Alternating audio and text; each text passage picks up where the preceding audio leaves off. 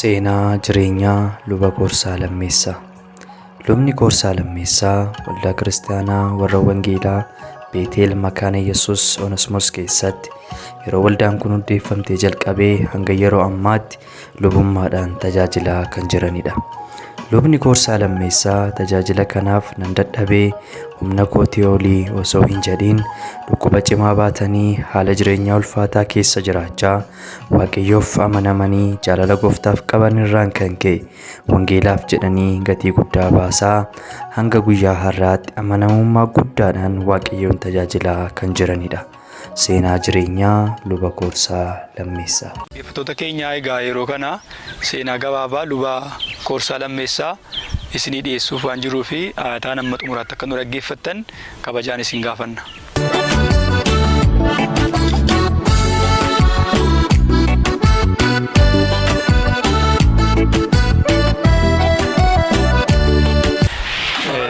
Egaa gara waajjira keessanii kan dhufnee fi seenaa gabaabaa isinirraa waa'ee keessan qorachuu waan barbaanneef kanaaf gara iddoo qopheessineetti walii wajjin deemnee dhaggeeffattootaaf akka waa'ee keessan nu ibsanu kabajaan isin gaafanna.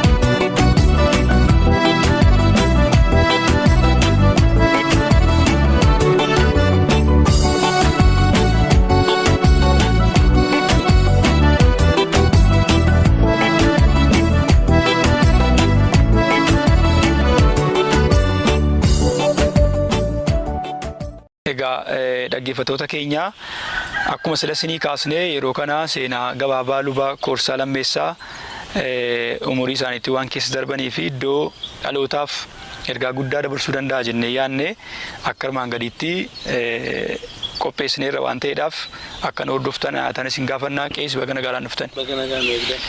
Egaa gara gaaffii keenyatti deebina maqaa guutuuf bakka dhaloota keessanii yoo nu ibsitan. Ishii galatooma.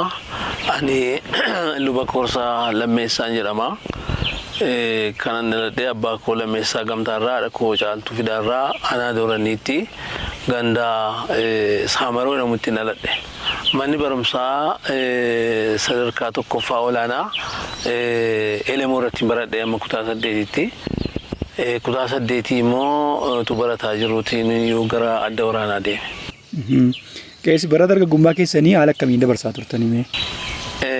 Bara dargaggummaa kooti ani yoon bara sanas gooftaan qabaannee sirban jaalladhu maatii koo qarqaaruun barbaada horii faan eegaa kanaaf utuu umuriin koon ga'anii umuriin ga'eera deemana wotaaddaraa deeme hojjaa dheeraan qabaa bifis xuruu ture nama waggaa 13 ta'eetu jiru 16 jedheen deeme. Asa ragaanis hin gaafatamu akkaataa kanaan hin deeme keessatti sirban jaalladhu waan adda addaa qoosaan jaalladhu ijoollummaa kootii kaase. Kanaaf akaakayyuu koo jalatti guddadhe waan ta'eef waanuma namni gurguddaan dubbata adda waraanaa deeme. Egaa bara dargaggummaa kootiitti gara adda waraanaa deemeera jettaniittu haala akkamiitiin deemtanii achitti immoo haalota akkamiitu isin mudate? Haalli nuyi itti deemne yeroo sanatti dargaggeessaa gara dargaggummaatti dhufaa turre waan ta'eef suuraa wotaaddaraa kana gaafa arginu baay'ee yaalnaa afaan Amaariffaatiin qayxoorisa jedhamutti qaxaramtu raashaa dhattanii leenjitu fedhanii mana barumsaatti kakaafamsa godhanii kanaaf nu gara raashaa deemne garuu utuu hin ta'in gara Eertiraatti nu geessan. Eertiraa innaan turetti egaa amantaan keessa ture jira. Qaalluus hin sagannaa yeroo achi dhannutti dargaggoota turre waan ta'eef baay'ee nuti dirnaa kun baay'ee nutti tole. Humna qabnaa warra shaabee wajjin wal lolaa turre wanti achitti ni qunname achi keessatti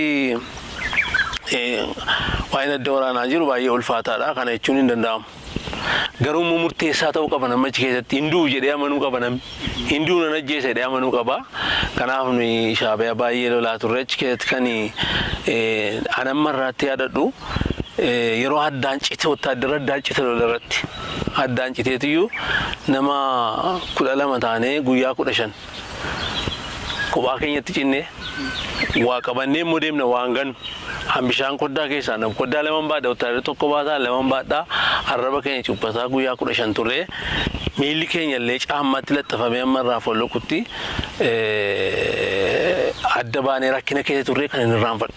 Egaa waa'ee mana waraanaa erga kaastanii akkaataanii itti mana waraanaa sana itti galtan maal fakkaata? Rukutamtaniitu moo yookaan boordii baataniitu moo akkaataa kamiin galtan nagaadha?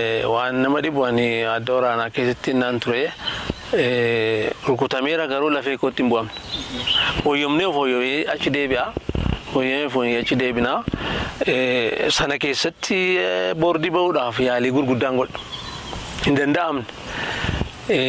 Namoonni mana qaaluu dhaqu, mana xonqaayii dhaqu jechuudha. Mana xonqaayii sana dhaqee boordii ba'uudhaaf yaaliin godhe. Mucaan tokko sitti heeruma itti walii galleetu mana xonqaayii nageessite. Gaafa mana xonqaayii nageessitu namichi birrii 200 fidi difinii isaa jedhee birrii 200 itti kennaaniyyuu waan akka abiddaa keessa buuseetu abidda keessa buusee birriin hin gubatti see ilaalan. Na shakka immoo Eertiraa waan ta'eef ni shugguxii qabaa. Namni kun waan biraa ta'e ofirratti na ajjeese jedhee shakka garuu birrittiin achi keessa tuuffettee utaaltee na bira buute. Akkanaan jee namichi sun atama biyya kanatti hin duutu birrii keessa hin fudhadhu. Inni an maqaa isaa dha'uu hin dandeenye biyya keetti si galchanaa jee. An maqaa isaa garuu hin dhoo'e. Hinnaani deema maddaa fi baay'ee birrii kee fudhu. Gaafa gadi baanee nu dubartittii aan akkanan jedhe dhaqiiti gaafadhuuti nan dura taanaan birrii 500 qaba badaas miti birrii wotaadara. Kanaaf asumatti itti dhugee nyaadheetan of ajjiisee reeffi koo akkasitti awwaalamutti dhaqii gaafadhu jedheen. Deebitee afaan warra Eertiraatiin asoosiiftee na waa midheen nan dhufe. Ati hin duutu milikkita siifa ta'u guyyaa 3 booddee adda waraanaa dhaxxaa achi keessatti utuu namni hundi dhumu ati nagaa baate. Garuu ji'a caamsaan gaafa dhufu ji'a caamsaan barasaasitti himu biyya keetti qullaa qulqulluu galtaan jedhu. Galta nagaa keetti namichi ani maqaa isaa dha'uun barbaanne immoo harka keessi qabeera. Harka keessi qabee isa mana isaa keessa jiraatte. Kan waan isaan beeku baasa. Kanaaf achi baanee deemne kun seenaa guddaadha. Akkuma sanatti immoo mana wotaadaraati hin bittimmaa'ee gara biyya Jibuutii naqee Jibuutiirraa gara Itoophiyaatti deemee akkuma sana qullaan galee jechuudha. Lafee isin cabnee boordii sin baanee akkasumatti hin gale.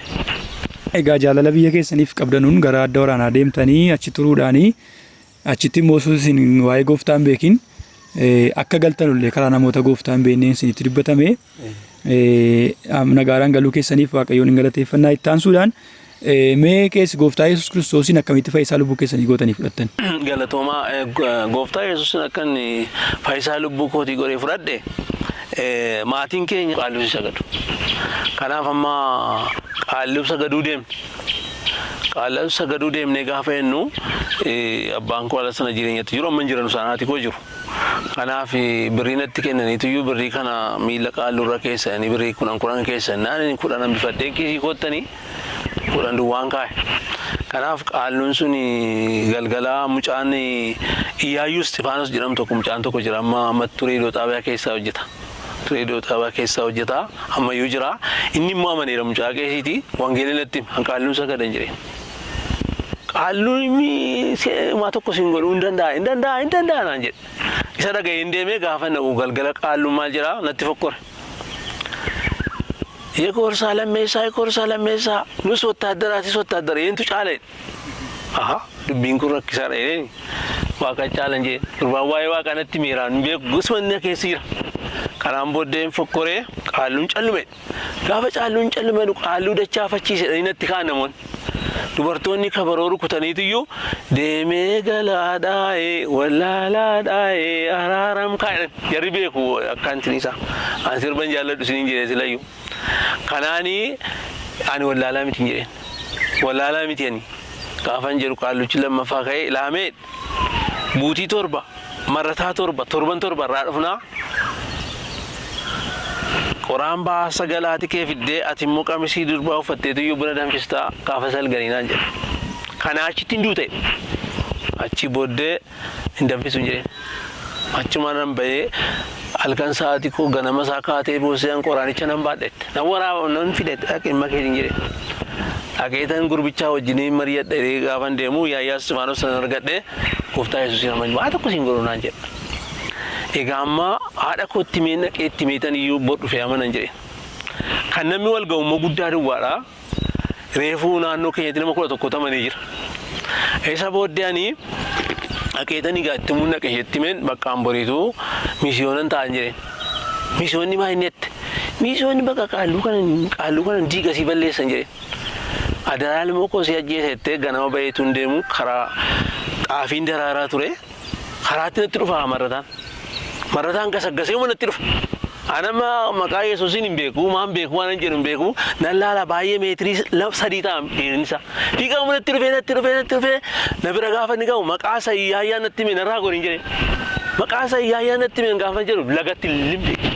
Ahaa inni Yaayyaa natti hime kun cimaadhaan jedhe. Marrataa lagatti gashee kanaafi dhaqeetan Yaayyaa bira naqee siyaaraan xuuxaan ture manoota addaraa siyaaraan bare. Siyaaraa xuuxaa mun jira qe'ee qaalluu kana naqe. Dhaqeetan siyaaraa paakoo wajjin haadhishii caccabseeni naa kadhadhu akka feetetti jedhe. Amma siin kadhadhu ganama boriinsi fuudhee deemaa jedhe. Natti dhufaarra marrataan kun hin jedhe. Nan kadhadhan dhufu naan jedhe. Nan kadhadhan dhufu jedhee ganama na fuudhee deemee gaafa ni dhaqu na dursee deemin.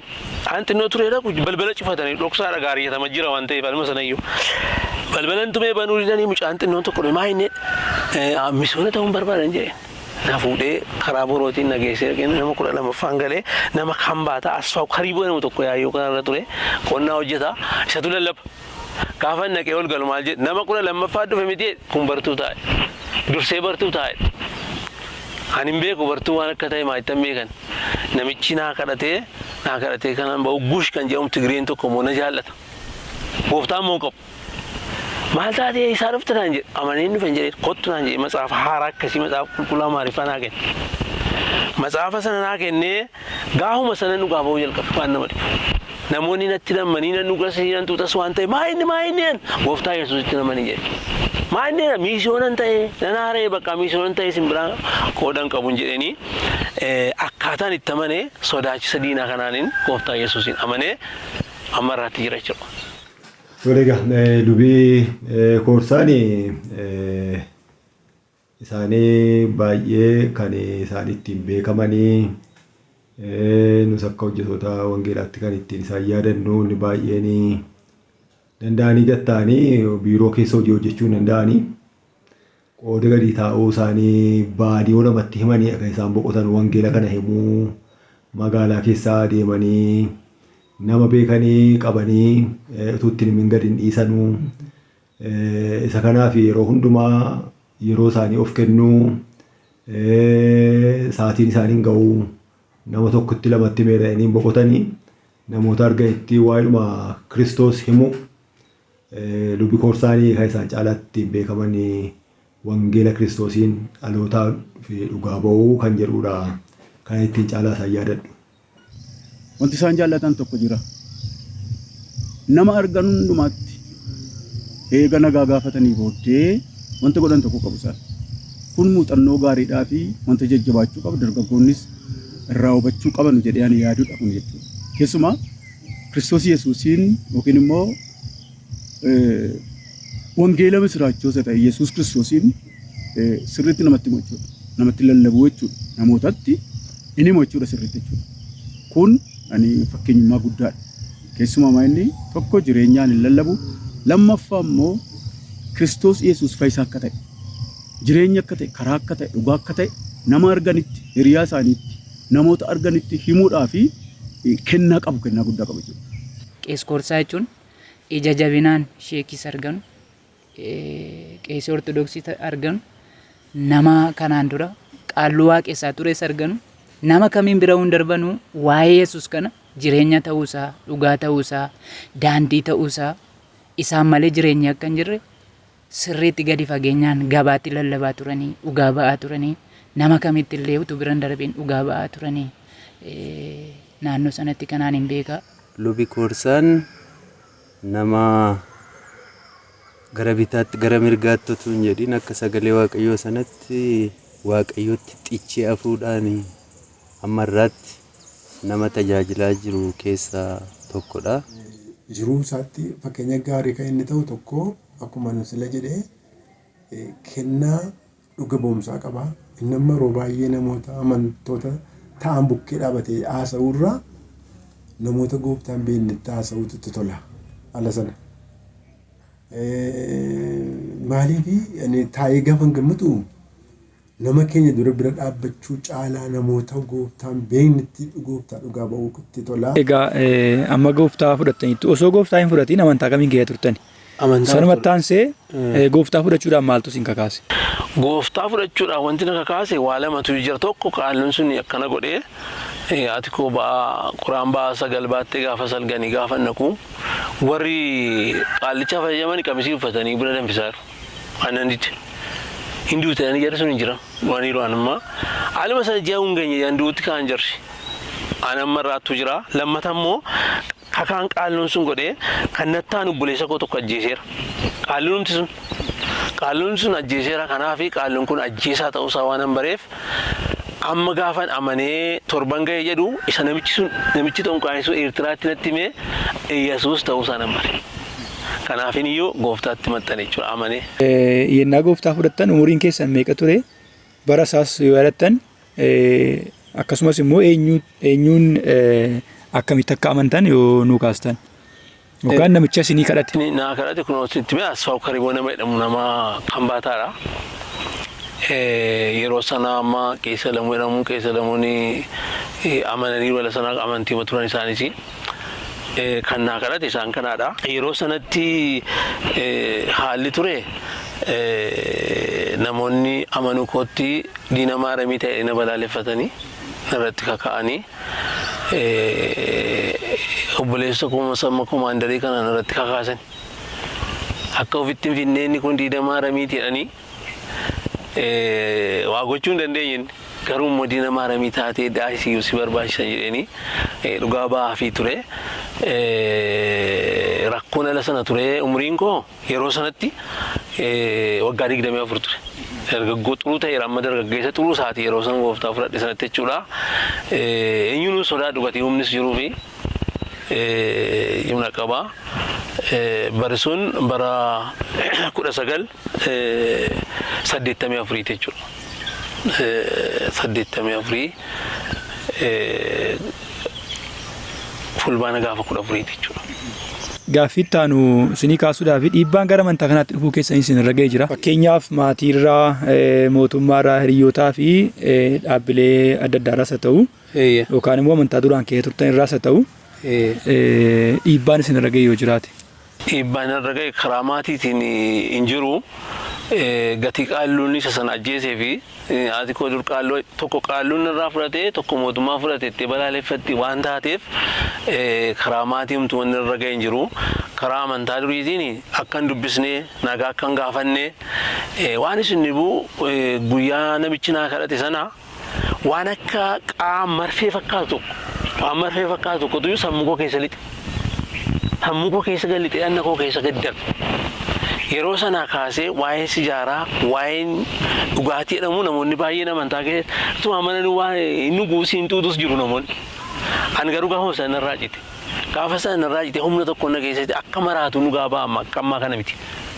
Akka maraatutti namatti hima malee akka nagaatti hin himu jechuudha. Namni sana duran dhaabbatu waan isin ammarraatti ammumarraatti iyyuu namni wangeelaan dhugaa bahu namni na balaaleffate hin jiru. Hunduu na dhagayeetuma deema. Luba Koorsaa nan beeka akkaataan itti wal barre garuu dhuga baatii wangeelaatti. Dhuga baatii wangeelaa irrattan wangeela dhugaa naa ba'aa turan jechuudha. Nuun baqannaa isaan nu duukaa deemu kanarratti wal barreetu ammarraatti jirra jechuudha. Tun gooftaan fudhatini namoota adda addaa dhugaa yoo natti ba'an iyyuu karaa isaaniitti dhugaa natti ba'anii karaa sanaan sirriitti gooftaa kan hin baree fi gooftaa duukaa kan hin bu'e jechuudha. Dhiibbaan gara amantaa kanaatti dhufuu keessaniin dhugaa ba'uurraan waan tokko akka sanarra ga'e kaastaniittu kana keessatti cimtanii dhaabachuudhaa fi maaltu isin kakaase yookaan immoo maaltu isin gargaara akka isin dhaabbattan Dabalataan immoo namooti bara sana keessa fakkeenyaaf ammasinii akkuma amantaniin humna wayinna keessa darbee achumaanii suusii garagaraas nan dhaabeettan.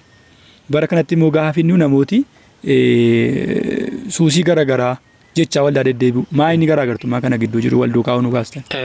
Garaagartummaan jiru tokko gara gooftaa gaafa dhufan murteeffatanii dhufuu dadhabuutu jira. Haftee of keessatti hambisu namoonni. Inni lammataa immoo qarqaarsa hafuura qulqulluuti. Hafuura qulqulluun nama ofitti kenninaan nama qarqaara. Dandeettii koo miti, dandeettii nama biraa miti.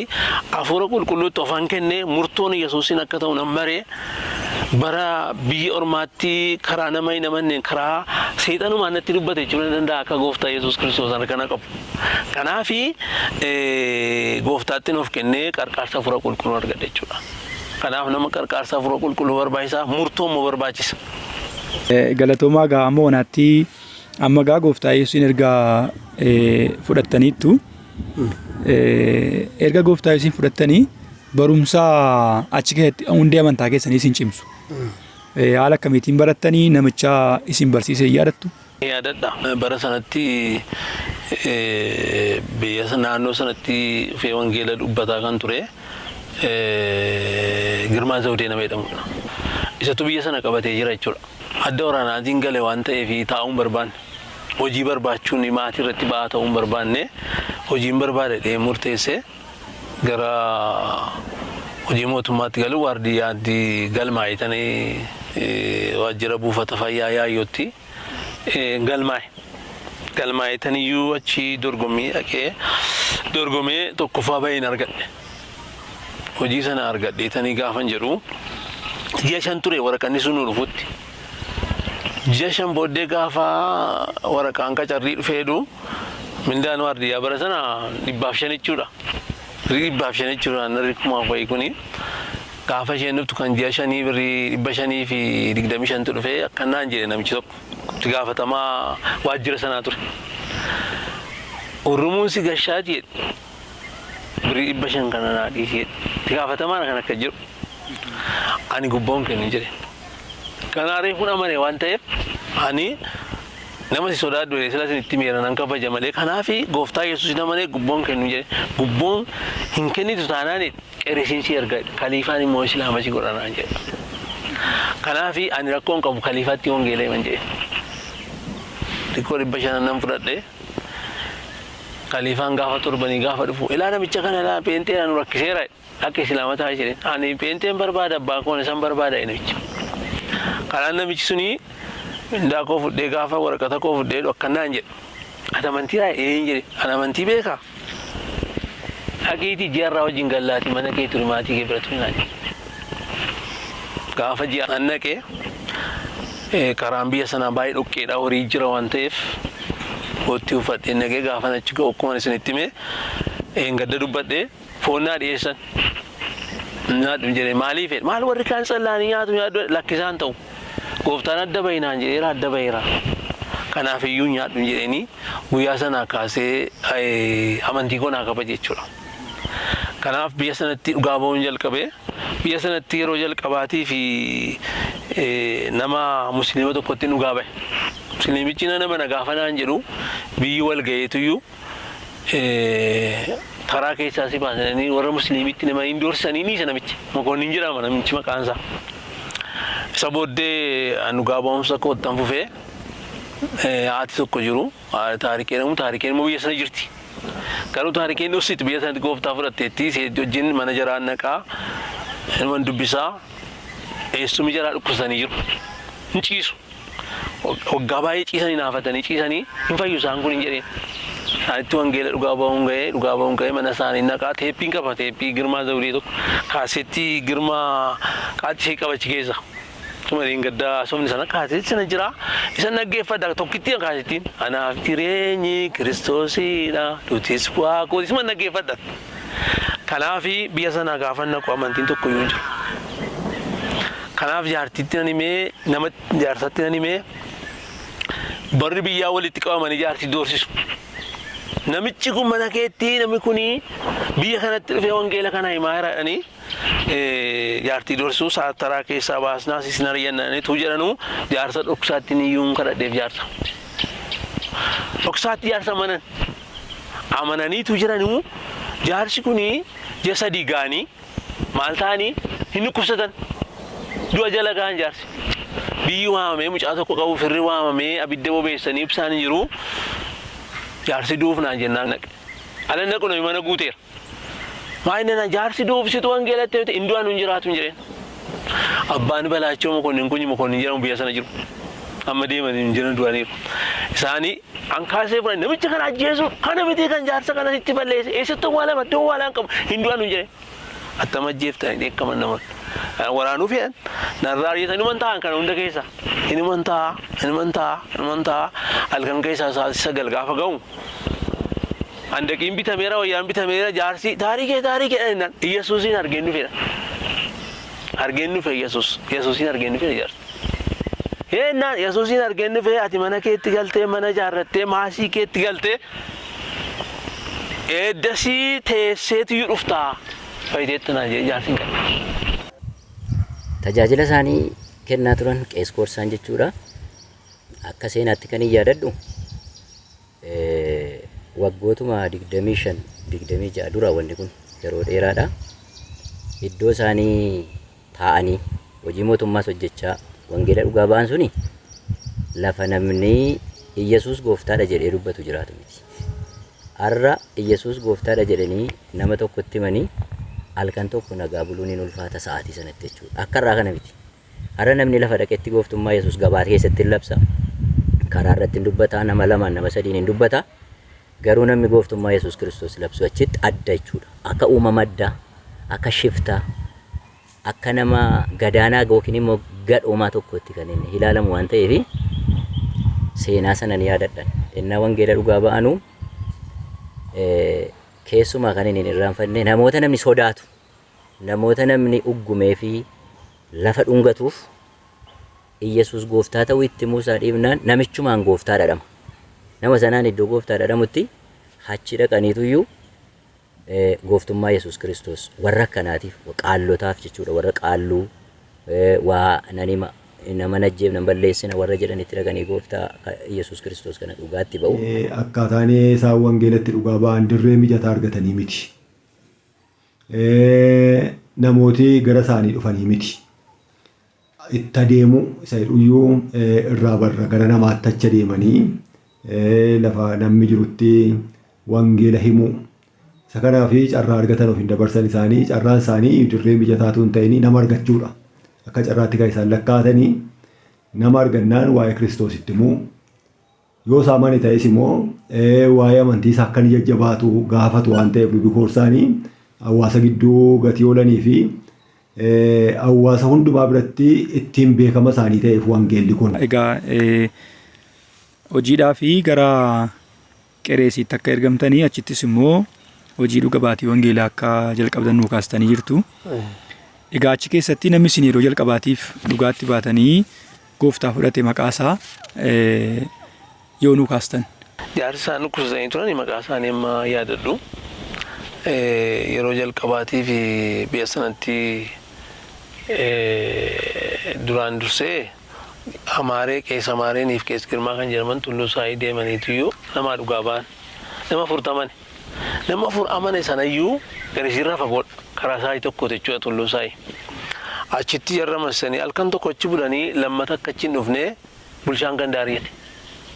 Isaan dhufanii natti himaniitu atas jirta miti ergaas jiraattee jara kana arfan dhaqee tajaajilan macaafa mana sana keenya irranii jarroonni ala sana karaa Qees Amaaree fi Qees Girmaa amanan sun tokko Bashaa jedhamu, lammaffaan immoo Mangashaa jedhama, sadaffaan Immiruu jedhama, afuraffaan immoo Bayyenee jedhama. Amma jara sana keessaa Bayyenee duwwaa jireenyaan jira, Bayyeneen jira jechuudha. Namni ala sana mane. Jara kana tajaajiluun iyyuu yeroo hunda deebi'an gara sanatti hin deddeema. Qeresii keessa mutu tokko hin jiru. Qeresiidha mixoo kan jedhamu ganda jahala sana amma gandi lama bachuutti deeman achi keessaa jara kana tamanee jara kanaaf hin deddeebi'a. Tun deddeebi'aa jiru namni Tashoomeeshoo jedhamu mana wotaaddaraatii gale. Nagaa na gaafata yeroo hundumaa nagaa na gaafata hin amane. Isatu dhufee yeroo jalqabaatiif Qaresii keessatti kan amane Tashooma Ishoo nama jedhamu jechuudha. Tashoomeen kun hin amane mana wotaaddaraatii galee haadhumaaf abbaa wajjin jiran fuunee wotaaddaraa dargii duriitii isaa wajjin deemuu jalqabne. Amma isaa wajjin gaafa deemuu jalqabnu abbaanii fi haati gara Naataaroo duwwaa wajjin hin deemin jedhanii dhowwan. Namni kun reefu amanee gaaf tokko sanbata tokko hoggeen dhufee oola hoggeen nama furtu jira waldaan jirti hoggee dura alma sanayyuu. Gaaf tokko immoo aggaaroo diintaa lafa jedhamu bachoo keessa. Torban tokko immoo achiin naqa jechuudha. Torban tokko immoo jara kana bira naqa. Namni suni gaafa hoggee dhufnee gaaf tokko bakka torban keessaa guyyaa tokko wajjin kadhannaan jedheen. Namichi tokko jira amma maqaa isaa dha'uun turuu miti amma hojii gooftaadhaanis. Hayi har'a amananii har'a kadhatu kana keessatti jedhee. Na biraa waamee kan jiraan Tashoomeedha. Innaanii maaltiin jedhee ati nafiin hin jedheen. Tashoomeen karaa isaatti dhufee garuu Naataaroo wajjin hin deemu nawwani. Gaafa namichi kun amanee takka hidheedhu amma na ajjeesuudhaaf maree geggeeffame jechuudha. Maree geggeeffamaa sana jiruyyuu ayyaana maallimoo kan jedhamu kabajama. Ayyaanni maallimoo kuni yeroo kabajamutti namni hunduu bahee sirba biyya sanatti. Qaaluudhaaf sagadu jechuudha maallimuudhaaf sagadu abbaan boor gooftaa jedhamu gooftaa abbaa booriif saganna jedhu gaafa sana Tashoomeedhaan hin deemnan jedheeni. Innaanii haatisaa abbaan isaa lakkii wanti kun isin ajjeesuudhaan nun ajjeesanu matsaafa lamaan baadhan tokko afaan Oromoo tokko Amaariffaan baadhaa tokko Tashoomee kenneen tokko immoo fudhadhee deemne. Gabaanuma sana keessa deemne. Achi keessa deemnee ala sana biyya sana amma Samaarii waasee baqqalee jiru. Tagada dhaqanii isaanuu gaafa sana. Achitti nannee gaafa dhanneennu mucaan jaarsaa immoo amanee ture ammallee gooftaa dhiisee achi gaafa dhanneennu maal barbaaddu nuun jedhan nutti dhufan jennaan haasofsiisuu barbaannaa jaarsi dhiiga dibataniiru salgan malee hin ta'udha. Biyyuma sana keessa amma kanatti deemuun egaa gooftaan nu gargaara malee hin danda'amu jechuudha. Isa booddee maal laaltu jennaan siidaa laallan jedhan siidaan hin ta'udha. Siidaarraa waan dhiiga dhugu jiraa. Dhiiga dhugaa jira marataan dhiiga dhugaadha. Hin ari'anna inni. Ganii gaafannaani gashaanii miidhan. Hin beektanu sinani beekaatii miisoona beeka goreetti hin beekaa ol gashaana jira. Tuma deemnu siidaa jaafaarra gaafa geenyu dhuguma dhiiga dhugaa jira. Achumaan maqaa Yesuus Kiristoosiin gaafa jennu marataan ni shakakkaru. Marataan afur hin deemu. Gadhiisee deemee kana booddee waca kaasuu barbaadanii. Booddee dhaqanii itti himnaanii dhaqaa teessaa nyaatan dhanii mana mucaa isaanii gibbii dhaalanu teessan sangaa sagal qalu akka salganii lutti kabaju achitti akka aadaa isaa qaalluu sanuyyuu hin qaluu siidaa salgan irratti sangaa qalamaa dhiiga dibamaa sanyiin firinduu dhiiga dibata. Bineensicha sana maqaa Yesuus yootti dhaame akka deemu gatii beekanuuf immoo isinii sodaataniitiin galinaa kan isiniin jedhan. Jarri kun waan haaraa fidanii inni jarri fidan kun cimaadha qaalluu nu dubbateera. Qaalluun nu dubbateera jarri kun dhufu. Jara kana ajjeesuu hin dandeessanu abiddi waaqarraa gad harca'eera biyya kanatti jara kana dhugaa. Namichi kun abidda fidee dhufe waan ta'eef namicha kana ajjeesuus hin dandeessanu jedhee dubbateera. Kanaafi dhannee mana namichaa gaafa teenyu foon fidan nyaannu inni. Nyaannu qaalluudhaaf qalame waan ta'eef nyaannu. Wal deebisan. Damma kennaafi ayyaa. Damma afaan kennaafi damma nu fidanii damma nyaannee. Tashoomee wajjini jira tashoomeen jireenyaan jirama. Egaa yeroo sanatti siidaa sana keessatti qalmatu qalamee qalma qalamu sana dhiiga sana kan sooratu bineensi jira. Dhiiguma bineensi sun soorate foon isaa immoo namooti nyaatu. Namoota nyaata. Bara keenya keessatti immoo namoota ammaa qalmuma namootii waan garagaraatiif qalanii gara wal makanii gara soorachuutti adeemaa jira. Kun sirriidha moo sirrii mitiitu? Tasuma sirrii miti. Kan nu miidhaa jirus isa. Adda baanuun jedhe gooftaan adda ba'u qabna. Kanaafi waan biraatiif qalame unkaanis qaalluu miti ergamaadhaan maqaa ergamaatiin waan qalame nyaachuun amantii keenya dadhabsiisa. Barbaachisaa miti dhaloolee kanarraa fagaachuun barbaachisaadha jechuudha. Akka silanaa kaastanitti erga hojiidhaan gara Qereesii deemtanii hojii mootummaatiif gara Qereesii ituma deemtanuu hojii dhuga baatii wangeelaa kana hojjechaa jirtu. Kana keessatti hojii dhuga baatii wangeelaa kana gaafa hojjettanu tokko hojii mootummaa isin kan wajjin dhiibbaa hin fidu. Fakkeenyaaf hojii mootummaa isin hojjechaa asiin hojii wangeelaa hojjechuun akkamitti dandeessan. Inni lammataa immoo baadiyyaa keessa hin fagaata waan ta'eef gandaa gandatti deemanii hojjechuun isin immoo miilla moo fardaan immoo achi keessatti mudannoo isin qunname yoo jiraate yoo nu kaastan. Hojii mootummaa dhiibbaan irratti hin fidu. Waaqayyo nama sana naa qopheessa. Namicha amantiin isaa musliimaa baay'ee na jaallata. Waaqayyoon immoo kadhadha. Waaqayyo sammuu nama kanaa naa bitee kadhadha. Namni suni kaamisa onnan deemedha. Jimaata onnan deemedha. Fardiin jiru humtuun jiru miillaan boottii uffannee deema. Kanaafi hojii mootummaa irratti nan qunnamne garuu sababii amantii kanaatii fi erga namichi Tashoomee kun amane jarsuun achi nama afur jiru bulshaan gandaa ijaaramanii ka'an. Kanaaf amma maal godhanii namni kuni xilaa baataa boottii uffataa namichi kun oneegiidha ganda keessa deemeetiyyuu namaanii nama kakaasaa jedhanii matan. Haala sana namni tokko as biyya kana keessa Alamaayyoo nama jedhamu ture bulchaa ta'e jechuudha. Amma gara beddelee nama jirudha amma namni kun. Alamaayyoo jedhama. Warqeen immoo jira dhaabaarra ture lataan. Namichi Tashoomee jedhamu tokko immoo dabballeen tokko dhufee ture gabaabaa dabballee tokko. Dabballeen kun fudhatanii gaaf tokko dhufanii kaliifaatti simaniiru.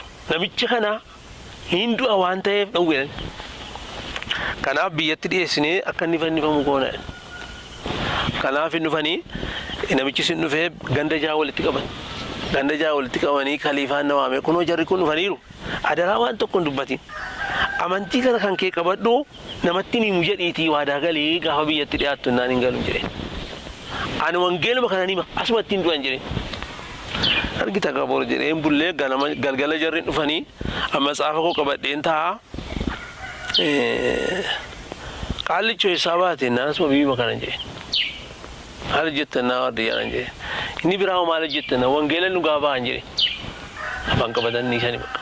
Hin bulanii bor ganama gaa qophaa'inaan jedhe namichi. Ishiin jedheen. Ganama bariidhaan lafa hojii deemeetan kadhachuutti ka'en. Nam kadhadhee biyyi wal ga'ee ala sa'aatii 5 hidhataa lama dhufe.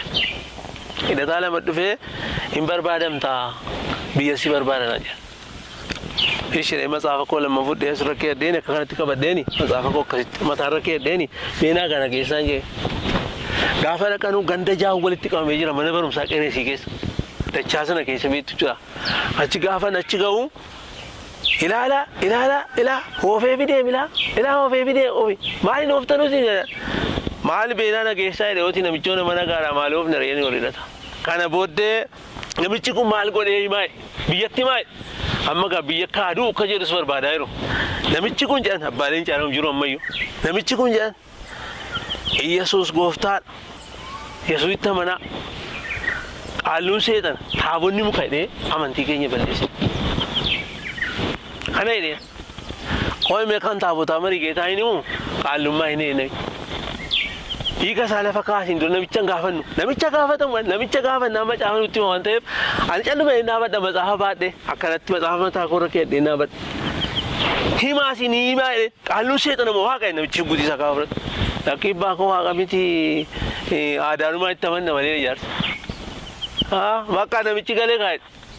Isinoo marii geessan taabonni waaqa moo muka akka namicheedha. Waaqa wattanii waaqa akkamitti baatamu himaa jedhee. Inni kun sondii diimaa irraa hojjetamee abboommii kurnan qabaa malee waaqa mitiidha.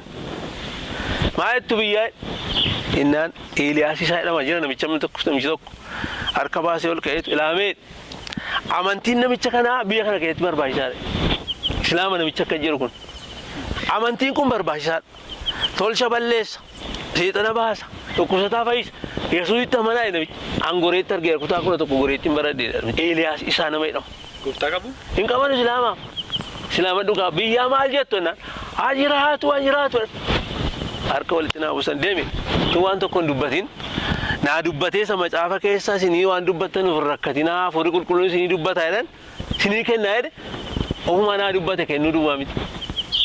Anaan kennine ofuma naa dubbate ani tun hin dubbatin macaafa koo fudhee manatti gala. Tumaalleetti tumaniiru nu keessaa baasaa kan mootummaa ala sana mootummaa dhuma Ihaadigii dhufee gale sana keessatti carraa sanatti fayyadamanii ko uummata dur akka isaan dhaabbatan namni kun Hayimaanotii keenya balleesse. Namni kun seenaa keenya aadaa keenya balleesse jedhanii koo mootummaatti iyyatameera jechuudha. Waaqayyo gara isaanii goree tokko jara walitti deebisee isaanii naxaa baase malee fuula namaa dura kophaa, mana keessa kophaa, jireenya lala sana kophaa garuu Yesuus Kiristoosiin qabatanii akkasittiin tajaajilaa turanii. Namoota ajjeesaa ta'an yeroon warra arfan sana tajaajilee dhufu akka inni ajjeesu qaalluun tufaa kenneef tufaa kennamu jira. Taana karbee namutti tufee namichi milkaa'ee dheetti kenna. Isa fudhataniitu ani immoo ala sana kan tajaajilu macaafa kana hunduma isaan tajaajila namoonni. Seera uumamaa kaaseenii amma mul'ataatti dubbisa malee toora saala sana hin baradda waan ta'eef. Qanii guutuun tajaajila nama fur buna dhunneetti deebinee amma sana tajaajila. Ala sa'aatii 11 dhufee mana barumsaa tulluu isaa eeggat jallaan ga'u namni sadii eeboo qabatee dhaabbata. Eeboon isaanii moorrii luguun hin calaqqisa. Eeboon isaanii intiniin qabachuun yeroo yerootti qarama waan ta'eef. Isa booddee nan arge kanaan dura kaliifaan natti meera. Si ajjeesu hin naqin jedha. Ilaa borsi ajjeesu hin naqin jara sana bira hin naqin si ajjeesu jennaan duusii nan naqan jedhe. Kanaafi jara biraan ga'ee gaafan jara bira ga'u an laalesse tumanni haadha. Amma jara kana fiigee harkaa bahuu hin danda'u darbatanii na waraanuu danda'u waan ta'eef. Kanaafi naa dhufe innaa misiraachoon jedhe maal nu argiteen Yesuus Kiristoos fayyisaa biyya lafaa isin argin jedhe. Manni hin jiru iyyi kee namni naga'u gannaan mucucaataa Yesuus maal nu godhaan Yesuus jireenya bara baraatti isin gashe nagaa isiniif kenna isin eebbisa sanyiin keessan eebbifamaa ta'a. Qaalluun isin danda'u tolshaan isin danda'u seexan isin hin danda'u Yesuus isin jiraachisan jedhe. Yesuus inni itti amante kun si oolchaaree na oolchee hin jedhe.